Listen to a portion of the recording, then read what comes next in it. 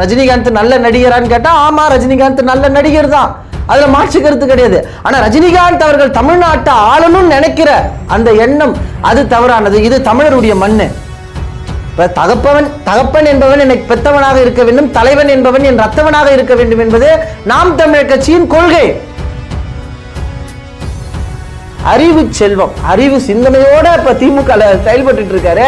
அவரு பாருங்க, அண்ணன் சீமான் அவர்கள் ரஜினிகாந்த் அவர்களும் சந்தித்த அந்த செய்தியை பகிர்ந்து, வாடி வா, நீ இங்க வந்துதான் நிப்பன்னு எனக்கு தெரியும், நடிகர் சீமானை நம்பி இருக்கக்கூடிய தம்பிகளை நினைச்சாதான் பாவமா இருக்கு அப்படின்ற மாதிரி இந்த ராஜீவ் காந்தி திமுகவில் பயணிக்கிறார். ராஜீவ் காந்தி நாம் தமிழர் கட்சியிலிருந்து நீக்கப்பட்ட பிறகு அந்த ராஜீவ் காந்தி பேசியிருக்காருங்க. அரசியல் ரீதியா ரஜினிகாந்த் உள்ள வந்தா முதல் ஆளா எதிர்க்க போறது அண்ணன் சீமான் அவர்கள் தான். எதிர்த்து சண்டை செஞ்சிருப்பாரு. உண்மையா சொல்லணும்னா ரஜினிகாந்த் அவர்கள் தமிழ்நாட்டு அரசியல் நமக்கு சரிபட்டு வராதுன்னு விலகினதுக்கு முக்கிய காரணமே அண்ணன் சீமான் அவர்கள் இதற்கு முன்பு எதிர்த்து பேசின அந்த கருத்துக்கள் தான். அதனால்தான் ரஜினிகாந்த் தன்னுடைய அரசியல் பயணத்தையே பின்வாங்கினாரு. தமிழுறவுகள் அனைவருக்கும் வணக்கம். அதாவதுங்க, நேற்று மாலையிலிருந்து சமூக வலைதளத்தில் இந்த திராவிட கட்சியை சார்ந்தவர்களுடைய கதறல் சத்தம் சற்று அதிகமாகவே கேட்குதுங்க. என்ன காரணத்துக்காக இந்த திராவிட திருடர்கள் கதறிட்டு இருக்காங்கன்னு தானே நீங்கள் கேட்குறீங்க. நேற்று மாலை அண்ணன் சீமான் அவர்கள் நடிகர் ரஜினிகாந்த் அவர்களை சந்தித்து பேசியிருந்தாருங்க. குறிப்பாக நடிகர் ரஜினிகாந்தை சீமான் அவர்கள் சந்தித்து பேசிட்டாரு. என்னப்பா இப்படி நம்ம எதிர்பார்க்கவே இல்லையே, இப்படி ஒரு சம்பவத்தை சீமான் அவர்கள் பண்ணிட்டாருன்னு சொல்லிட்டு இந்த திராவிட ஆதரவாளர்கள் கதறிட்டு இருக்காங்க.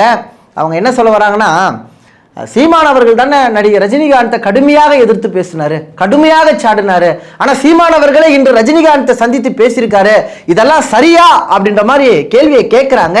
அவர்களுக்கு இந்த காணொலியில நம்ம பதில் கொடுப்போம். குறிப்பா வேட்டையின் திரைப்படம் வருவதற்கு முன்பு அண்ணன் சீமான் அவர்கள் இந்த படம் வெற்றி அடைய தன்னுடைய வாழ்த்துக்கள் என பாராட்டி அண்ணன் சீமான் அவர்கள் ஒரு செய்தியை பகிர்ந்திருந்தாரு. படம் வந்த பிறகு ரஜினிகாந்த் அவர்களிடம் படம் சிறப்பாக அமைந்திருக்கிறது, நீங்க நல்லா நடிச்சிருக்கீங்க அப்படின்னு சொல்லிட்டு அண்ணன் சீமான் அவர்கள் பாராட்டி தனது கருத்தை வெளிப்படுத்தியிருந்தாரு. அதன் தொடர்ச்சியாகத்தான் நேற்றைய சந்திப்பு நடந்திருக்கு. குறிப்பா நேற்றைய சந்திப்புல வேட்டையின் திரைப்படம் குறித்து, அதே போல சமகாலமாக தற்போது நடக்கக்கூடிய அரசியல் சூழல்கள் பற்றியெல்லாம் கலந்துரையாடப்பட்டிருக்கு. குறிப்பா இந்த செய்தியை கேட்ட உடனே இந்த திராவிடர்களுக்கு சற்று நெஞ்சு வலி வந்துருச்சு. நாம எதிர்பார்க்கவே இல்லையே, இப்படி ஒரு சம்பவம் நடந்தேறிடுச்சுன்னு சொல்லிட்டு திராவிட ஆதரவாளர்கள் புலம்புறாங்க. அதே போல நான் முன்னாடியே சொன்னல, சீமான் தான் ரஜினியை எதிர்த்தாரு, சீமான் தான் ரஜினியை திட்டினாரு. ஆனா இன்னைக்கு பாருங்க, சீமான் வந்து ரஜினி பக்கத்துல நிக்கிறாரு. இதெல்லாம் நல்லாவாங்க இருக்குது. சீமான் இப்படிதாங்க மாத்தி மாத்தி பேசுறாருங்க, மாத்தி மாத்தி கொள்கைகள் எல்லாம் கடைபிடிக்கிறாருங்கன்னு சொல்லிட்டு சமூக வலைதளத்துல இந்த திராவிட ஆதரவாளர்கள் நாம் தமிழர் கட்சி மீது தனது விமர்சனத்தை முன்வைக்கிறாங்க. நம்ம ஆரம்பத்தில் ஒரு செய்தியை சொல்லிடுறோம். விஜய் அவர்களை உறவு முறையில நாம அவரை கடுமையா எதிர்க்கல, தனிப்பட்ட விஜயை நாம எதிர்த்து நம்ம பேசல. விஜய் அவர்கள் சொன்ன அந்த கொள்கை முரணா இருக்கு, நாம எதிர்த்து பேசுறோம். அதே போல இப்ப ரஜினிகாந்த் நல்ல நடிகரான்னு கேட்டா ஆமா, ரஜினிகாந்த் நல்ல நடிகர் தான், அதுல மாற்று கருத்து கிடையாது. ஆனா ரஜினிகாந்த் அவர்கள் தமிழ்நாட்டை ஆளணும்னு நினைக்கிற அந்த எண்ணம் அது தவறானது. இது தமிழருடைய மண்ணு. தகப்பன் என்பவன் என்னை பெத்தவனாக இருக்க வேண்டும், தலைவன் என்பவன் என் ரத்தவனாக இருக்க வேண்டும் என்பது நாம் தமிழர் கட்சியின் கொள்கை.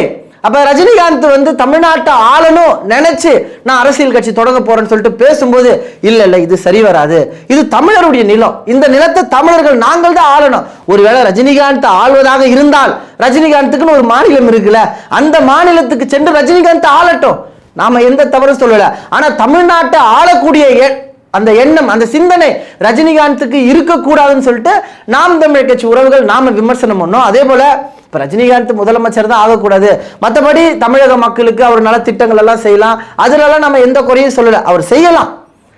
மாறாக தமிழ்நாட்டை ஆளணும் அப்படின்னு நினைச்சா நாங்க அதை எதிர்ப்போம்னு சொல்லிட்டு நாம எதிர்த்து அரசியல் பண்ணியிருந்தோம். அதே போல சீமான் அவர்கள் பல மேடைகள்ல பல இடங்கள்ல தனிப்பட்ட ரஜினிகாந்தை நான் எதிர்க்கல, தமிழ்நாட்டை ஆளணும்னு நினைக்கிறார் பார்த்தீங்களா, அந்த ரஜினிகாந்தை தான் நான் எதிர்க்கிறேன்னு சொல்லிட்டு பேசியிருக்காரு.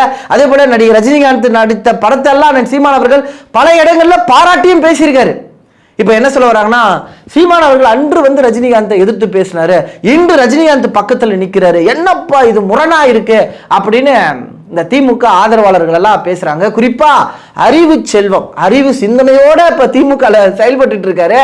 அவரு பாருங்க, அண்ணன் சீமான் அவர்கள் ரஜினிகாந்த் அவர்களும் சந்தித்த அந்த செய்தியை பகிர்ந்து வாடி வா நீ இங்க வந்துதான் நிப்பன்னு எனக்கு தெரியும், நடிகர் சீமானை நம்பி இருக்கக்கூடிய தம்பிகளை நினைச்சாதான் பாவமா இருக்கு அப்படின்ற மாதிரி இந்த ராஜீவ் காந்தி திமுகவில் பயணிக்கிறார். ராஜீவ் காந்தி நாம் தமிழர் கட்சியிலிருந்து நீக்கப்பட்ட பிறகு அந்த ராஜீவ் காந்தி பேசியிருக்காருங்க.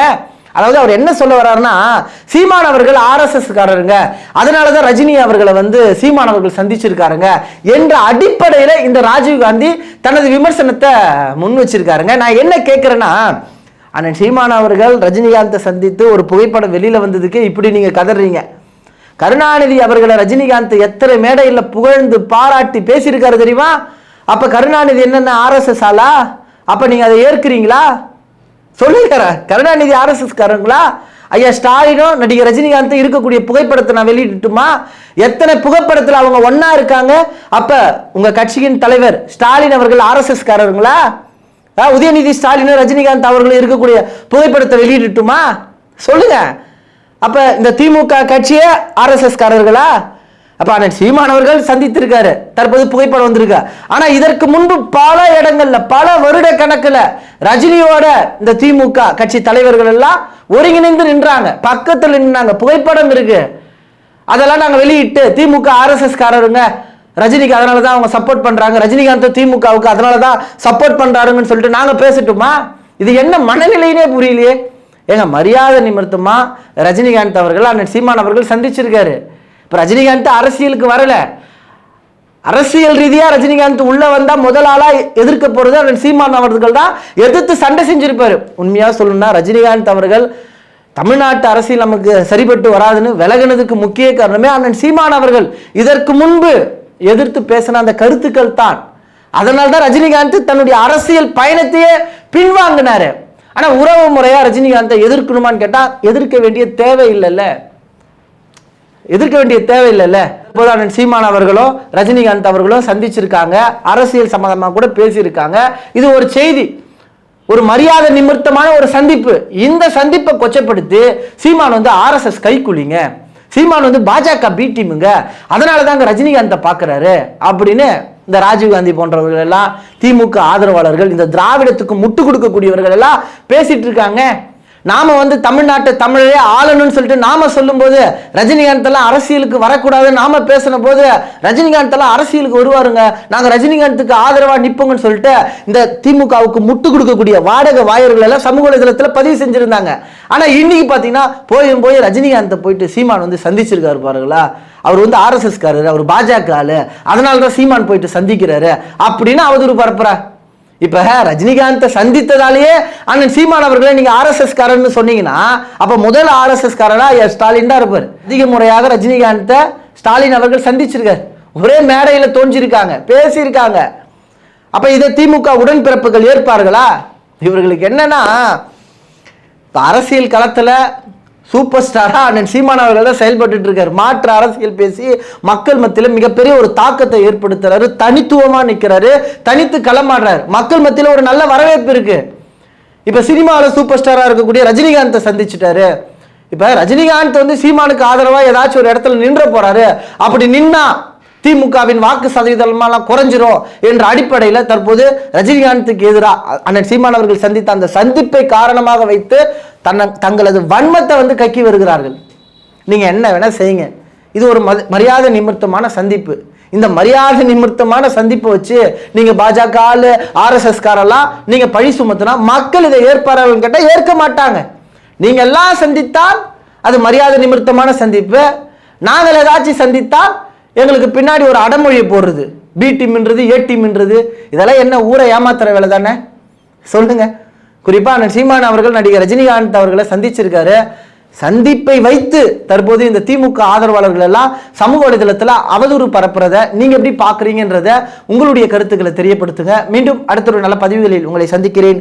இதுவரை நமது இன விடுதலை வலையொலியை பின்தொடராத உறவுகள் பின்தொடருங்கள், விருப்பம் தெரிவிங்கள். இந்த பதிவை குறித்த உங்களுடைய கருத்துக்கள் வரவேற்கப்படுகிறது.